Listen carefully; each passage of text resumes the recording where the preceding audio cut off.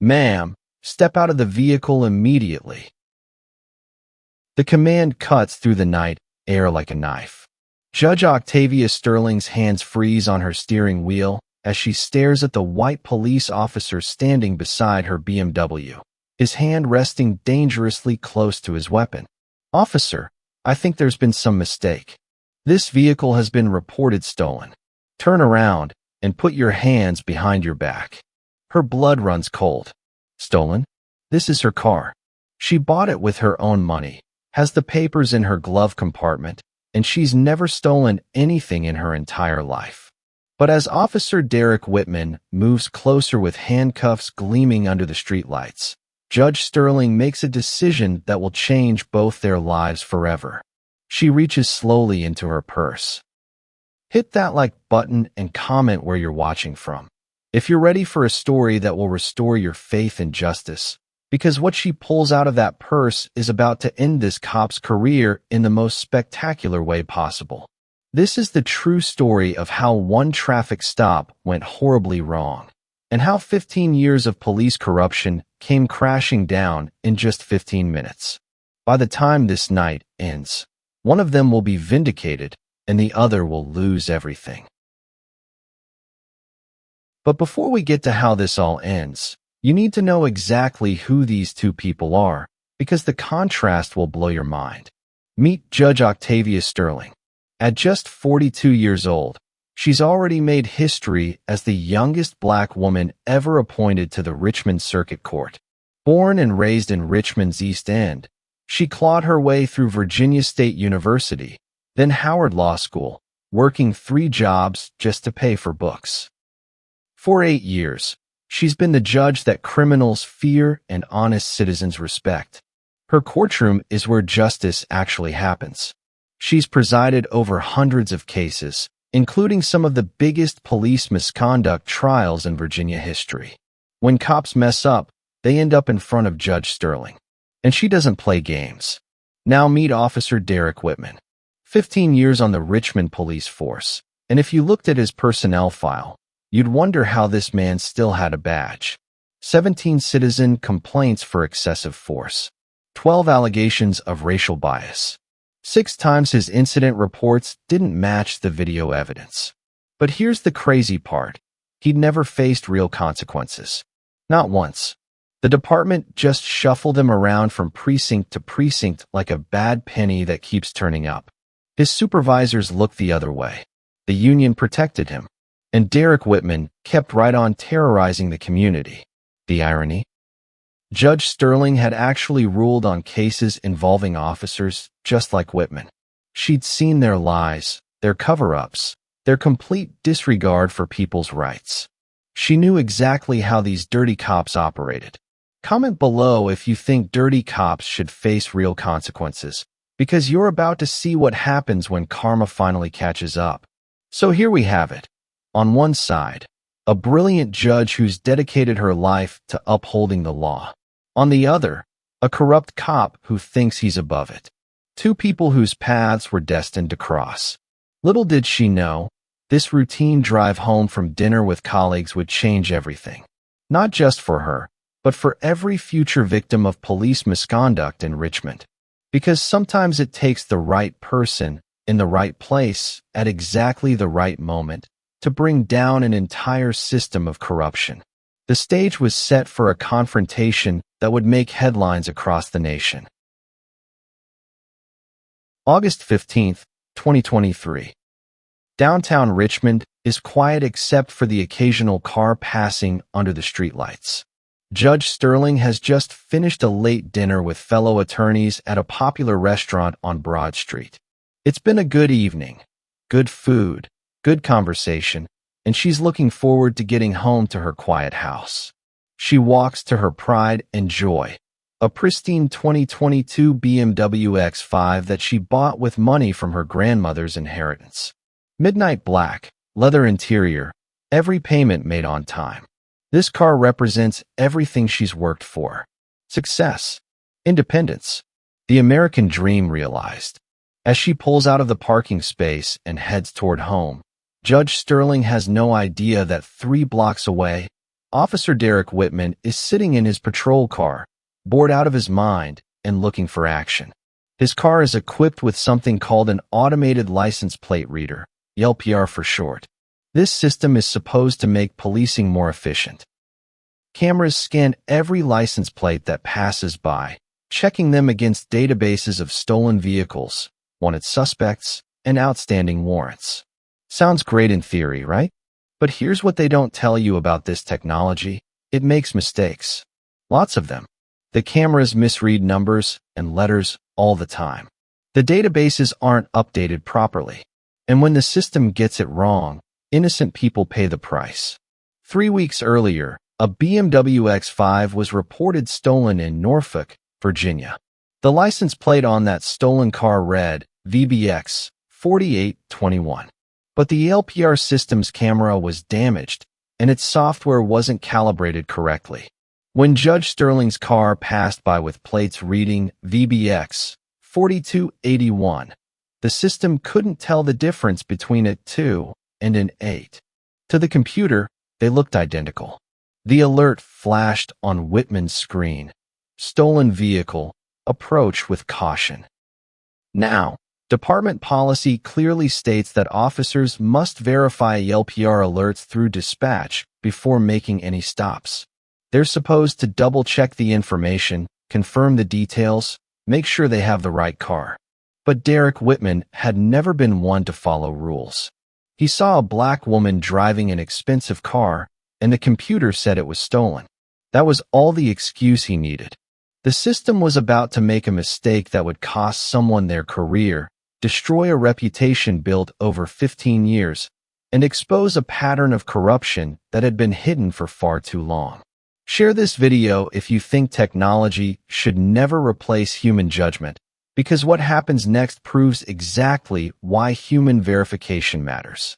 As Judge Sterling turns onto Broad Street, completely unaware of the digital error that's about to change her life, Officer Whitman hits his emergency lights and pulls out behind her.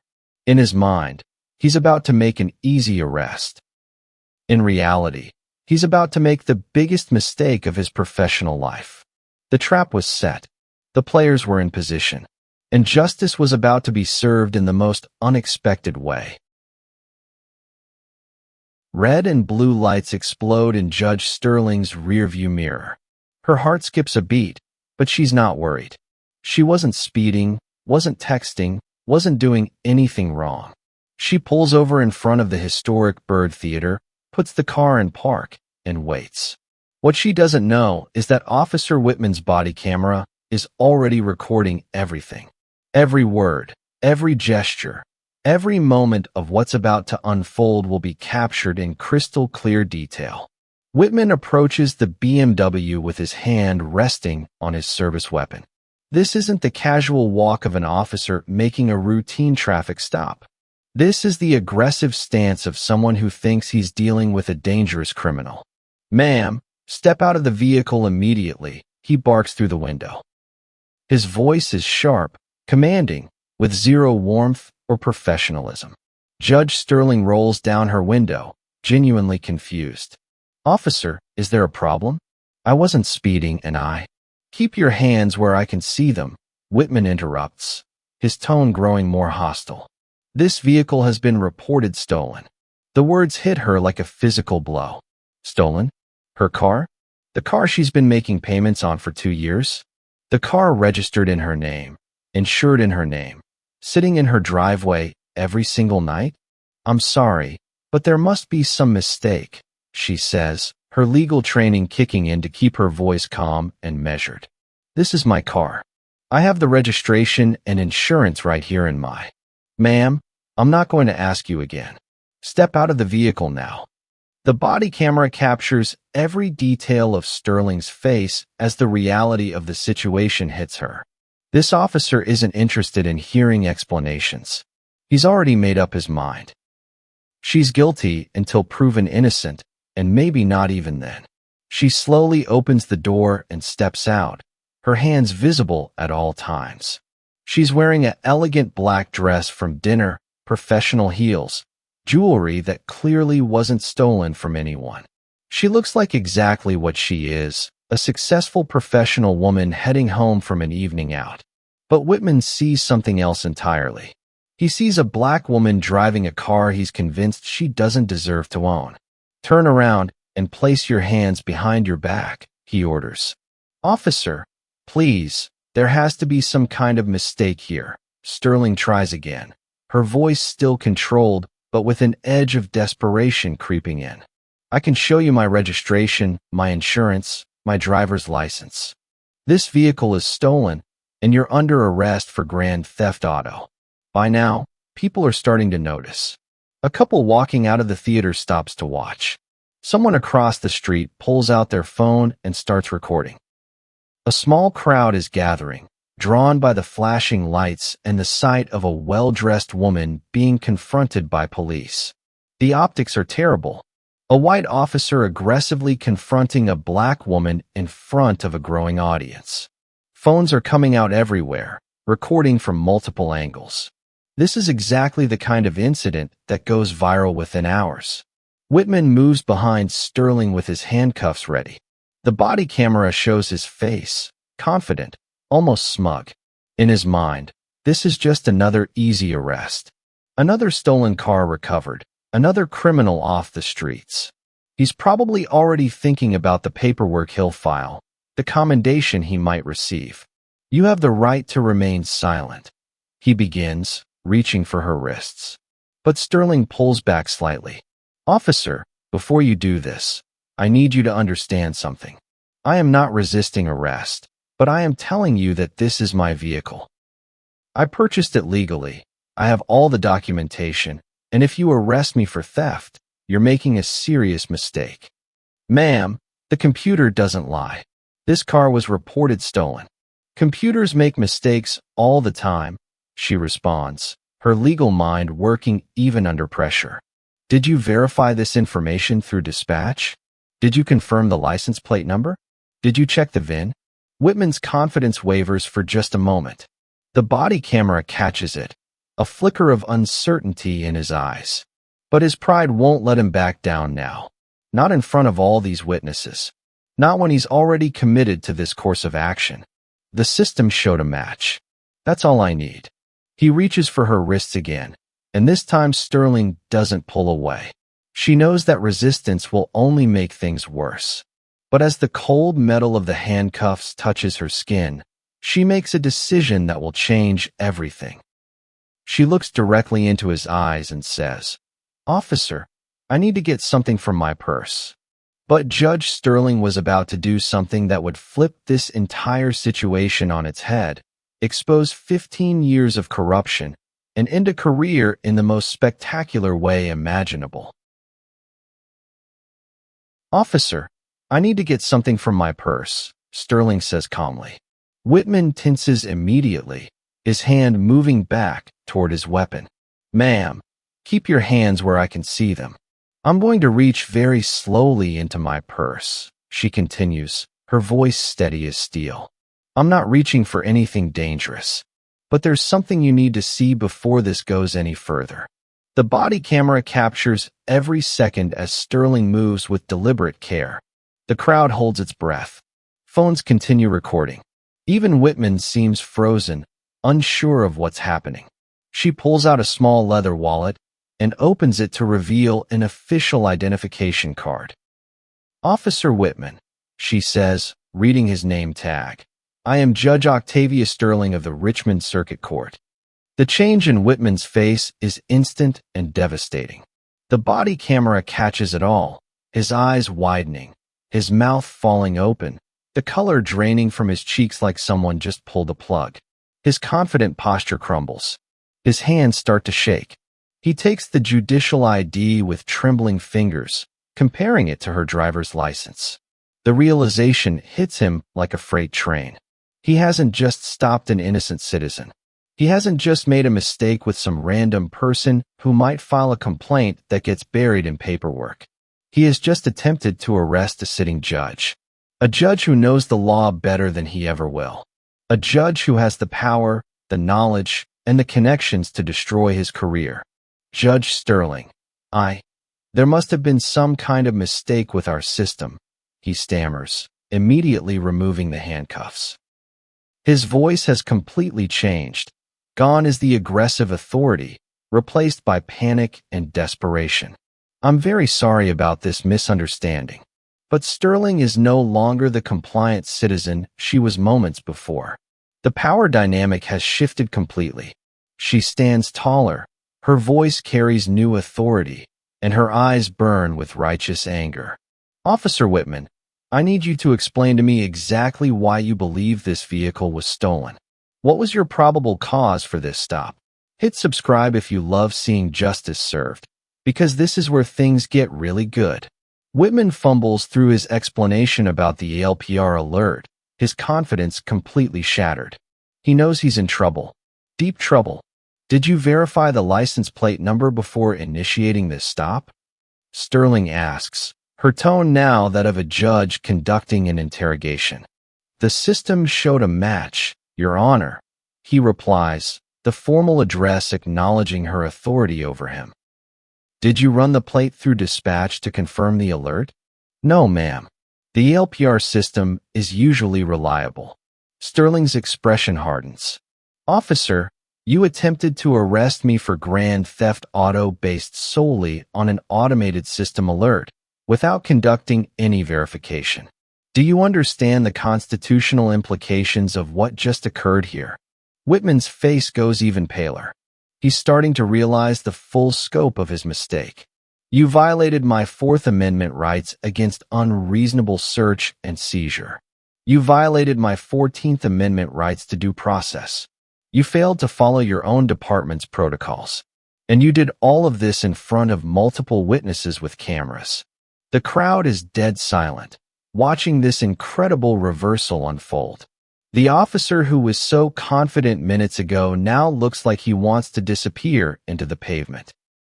Furthermore, Sterling continues, I want to know how many other people you've stopped based on unverified ALPR alerts. How many other citizens have you violated in exactly this same way? Whitman can't answer. He knows that any response will only dig his grave deeper. This was no longer a traffic stop. This was a reckoning. 15 years of cutting corners, ignoring protocols, and abusing his authority had just caught up with Officer Derek Whitman in the worst possible way. And Judge Sterling was just getting started. Judge Sterling doesn't waste a single second. While Whitman stands there looking like his world just collapsed, she's already 3 steps ahead, her legal mind working at full speed. Within 2 hours of getting home, she's made 4 phone calls that will change everything. First call, Internal Affairs at Richmond Police Department. Second call, Virginia State Police. Third call, FBI Civil Rights Division. Fourth call, the local NAACP chapter president, who happens to be her law school roommate. By morning, this isn't just a complaint, it's a federal investigation. But Sterling doesn't stop there. She knows exactly how these things work. She's seen too many cases where complaints disappear, evidence gets lost, and officers get transferred instead of terminated. Not this time. She calls the city's best civil rights attorney. She contacts 3 different news stations. She reaches out to every judge, prosecutor, and defense attorney in her network. By noon, everyone who matters in Richmond's legal community knows what happened to Judge Octavia Sterling. The investigation that follows is swift and brutal. When you mess with a judge, especially one with Sterling's reputation and connections, the system moves fast. Detectives start digging into Whitman's history, and what they find is absolutely shocking. Remember those 17 citizen complaints we mentioned? They're just the tip of the iceberg. In the past 6 months alone, Whitman made 17 traffic stops based solely on ALPR alerts.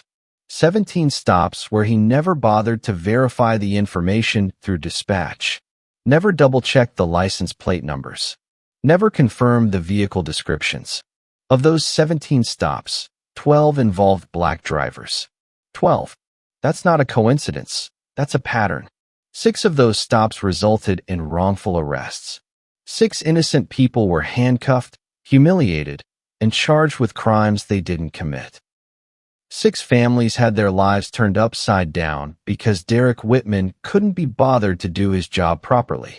But here's where it gets even worse. Investigators pull Whitman's incident reports from those stops and compare them to the body camera footage. The contradictions are staggering.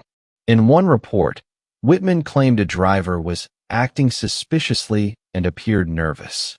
The body camera shows a calm, cooperative citizen asking reasonable questions. In another report, he wrote that a suspect was evasive and uncooperative during questioning. The video shows someone politely trying to explain that their car wasn't stolen. Report after report, lie after lie. Whitman had been falsifying official documents for months, maybe years. Comment accountability if you think all police interactions should be recorded, because without that body camera footage, none of this would have come to light. The investigators also discover something that makes everyone's blood boil. That stolen BMW from Norfolk that triggered the false alert? It had been recovered 2 weeks before Sterling's stop. 2 weeks. The database should have been updated immediately, but nobody bothered to do the paperwork. So not only did Whitman fail to verify the alert, but the alert itself was completely outdated and meaningless. The deeper they dig, the worse it gets. They find evidence that Whitman's supervisors knew about his pattern of complaints, but chose to ignore them. They transferred him between precincts instead of addressing his behavior. They covered for him when citizens tried to file complaints. This wasn't just one bad cop. This was systemic failure at multiple levels. The FBI gets involved because this clearly violates federal civil rights laws. When police officers use their authority to target people based on race, that's a federal crime. When they falsify reports to cover up their misconduct, that's another federal crime. Sterling's case becomes the key that unlocks years of corruption and abuse. Every case Whitman ever worked on gets reviewed. Every arrest he made gets questioned. Every report he filed gets scrutinized. Defense attorneys start calling, asking for copies of the investigation. Prosecutors realize they might have to throw out dozens of cases. The district attorney's office goes into crisis mode. But the most damaging evidence is yet to come. Investigators find that Whitman had been bragging to other officers about his instincts for spotting stolen cars. He actually believed he could tell just by looking at someone whether they deserved to drive an expensive vehicle. The investigation reveals a cop who thought he was above the law, supervisors who enabled his behavior, and a system that protected the badge over the citizens it was supposed to serve. Justice was coming for Derek Whitman, and it was going to be swift and merciless. 2 weeks after that fateful night, Derek Whitman gets the phone call that every corrupt cop dreads. Officer Whitman, report to Internal Affairs immediately. You're being placed on administrative leave pending the completion of our investigation. Just like that, his badge and gun are taken away. 15 years of thinking he was untouchable, and now he's sitting at home in disgrace, watching his career crumble on the evening news. But administrative leave is just the beginning. The real hammer is about to fall.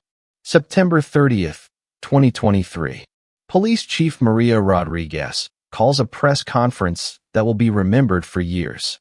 The room is packed with reporters, civil rights leaders, and yes, Judge Octavia Sterling herself, sitting in the front row with a look of quiet satisfaction. After a thorough investigation into the conduct of Officer Derek Whitman, Chief Rodriguez begins, I am announcing his immediate termination from the Richmond Police Department. The cameras flash as she continues. Officer Whitman's actions were not only a violation of department policy, but a fundamental breach of the constitutional rights of a citizen. This department will not tolerate such conduct. Whitman isn't even there to defend himself. He's at home, probably watching on TV as his career gets buried on live television. But termination is just the first domino to fall. Within days, the Virginia Department of Criminal Justice Services revokes his law enforcement certification. This isn't just losing a job. This is losing the ability to ever work as a police officer anywhere in Virginia again. His name gets added to the National Decertification Index, a database that follows bad cops across state lines. Want to move to Florida and start fresh? Not happening. Texas? Nope.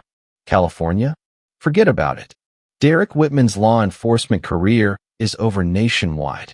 Then comes the Brady/Giglio list, and this is where things get really devastating. For those who don't know, the Brady/Giglio list is basically a database of cops whose credibility has been destroyed by misconduct. Once you're on this list, prosecutors can't use your testimony in court because defense attorneys will tear you apart. Every case Whitman ever worked on now has to be reviewed.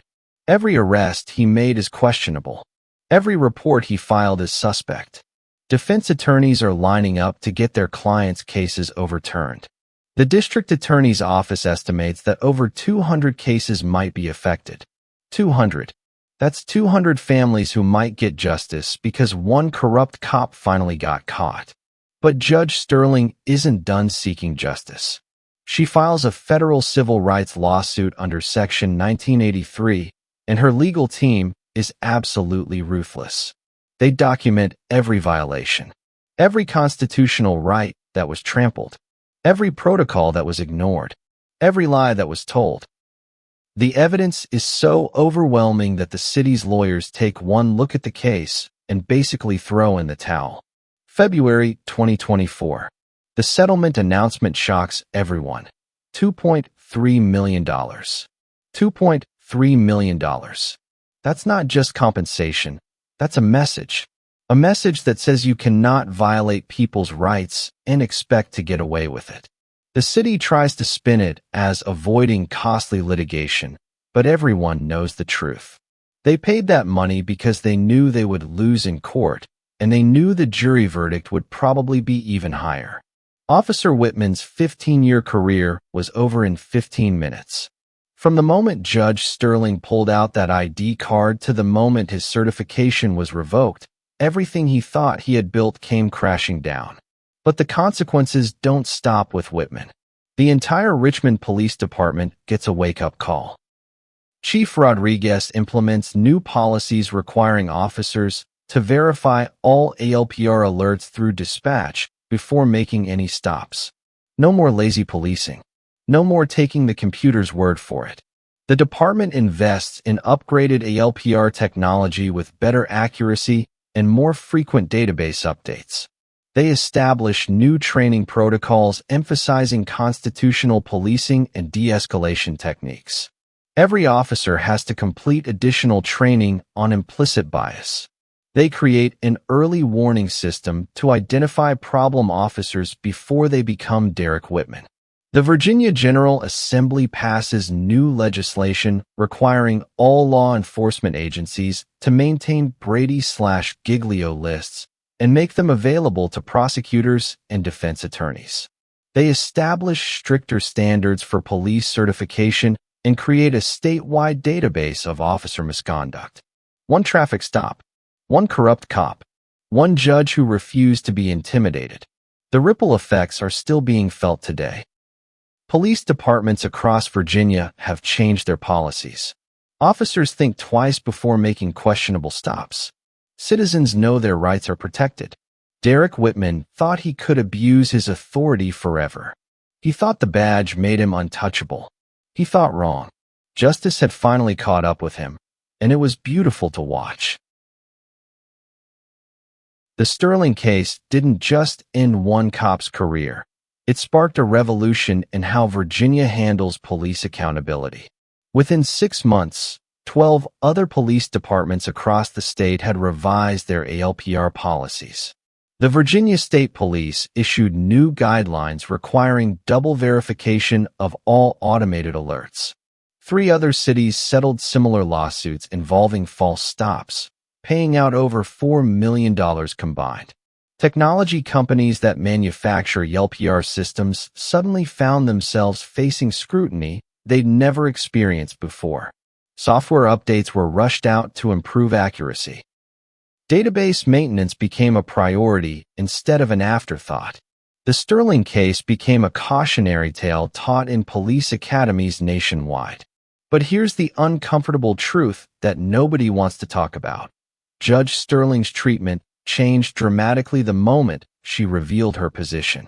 Before that ID card came out, she was just another black woman being humiliated by a white cop. After, suddenly she was, Your Honor, and deserving of respect. What about all the other victims who didn't have judicial credentials to flash? What about the 12 other black drivers Whitman had wrongfully stopped? They didn't get $2.3 million settlements. Most of them didn't even get apologies. This case exposed something ugly about our justice system, that your treatment often depends on your status rather than your rights as a human being. Every citizen should be treated with the same respect Judge Sterling received after revealing her identity, not just the ones with fancy titles and powerful connections. Meanwhile, Derek Whitman's life has completely fallen apart. Unable to work in law enforcement anywhere in the country, he struggled to find steady employment. His reputation in Richmond is destroyed. Former colleagues won't return his calls. The police union that once protected him has distanced itself completely. He's tried working security jobs, but background checks always reveal his termination and Brady List status. He's applied for positions in other fields, but employers Google his name and find news articles about his misconduct. The man who once thought he was untouchable now can't even get hired at a shopping mall. In interviews, Whitman has claimed he was made a scapegoat for systemic problems. He argues that other officers did the same things he did. And you know what? But being right doesn't change the fact that he violated people's constitutional rights for years and finally got caught. The Sterling case also highlighted how body cameras have become the great equalizer in police encounters. Without that footage, it would have been Whitman's word against Sterling's. The camera doesn't lie, doesn't have bias, and doesn't care about anyone's reputation. It just records the truth. Police departments that once resisted body camera programs are now embracing them, not just to protect citizens, but to protect good officers from false accusations. The technology that helped expose Whitman's lies is now helping honest cops prove their integrity. Subscribe and ring that notification bell if you want more stories of justice prevailing, because this channel is dedicated to showing you that accountability is possible when people refuse to stay silent. The Sterling case proves that change is possible, but it requires courage. It requires people willing to stand up to authority, even when they're scared. It requires citizens who know their rights and aren't afraid to demand them. Judge Sterling could have just accepted Whitman's apology and moved on with her life. She had her freedom, her reputation was intact, and pursuing the matter would have been time-consuming and stressful. But she understood something important. If she didn't fight back, the next victim might not be so fortunate. Her decision to pursue justice didn't just vindicate her. It protected every future citizen who might encounter a corrupt cop in Richmond. Her courage created systemic change that will benefit people for generations. Sometimes it takes just one person with courage to expose an entire system of corruption. Judge Octavia Sterling was that person, and her 15-minute encounter with Derek Whitman changed policing in Virginia forever. The question is, when your moment comes, will you have that same courage? This story proves that justice isn't just a concept. It's something real people fight for every single day. Judge Octavia Sterling didn't have to pursue this case. She could have walked away, accepted the apology, and moved on with her life. But she understood that her fight wasn't just about her. It was about every person who would encounter Derek Whitman after her. Every citizen who deserved to be treated with dignity and respect, regardless of their race or status. Her courage didn't just end one corrupt cop's career. It changed laws. It reformed departments. It protected future victims who will never even know her name. But here's what I want you to think about. How many Derek Whitmans are still out there? How many corrupt officers are counting on good people to stay silent? How many victims don't have the knowledge, resources, or connections to fight back? The answer should terrify you, but it should also motivate you. Next week, I'm bringing you the story of a black FBI agent who was arrested by local police while investigating their department for corruption. What happened when he revealed his federal credentials will leave you speechless. You won't want to miss it. If this story moved you, if it made you angry, if it gave you hope, smash that subscribe button and ring the notification bell. This channel exists to tell the stories that matter, to shine light on injustice, and to celebrate the moments when good triumphs over evil. Drop a comment and tell me, what would you have done in Judge Sterling's situation? Would you have had the courage to fight back, or would you have just been grateful to go home? We're building a community here of people who believe in justice, accountability, and the power of truth. Join us. Share these stories. Make sure everyone knows that corruption has consequences, because sometimes all it takes is one person refusing to stay silent to change everything. Justice is possible, but only if we demand it.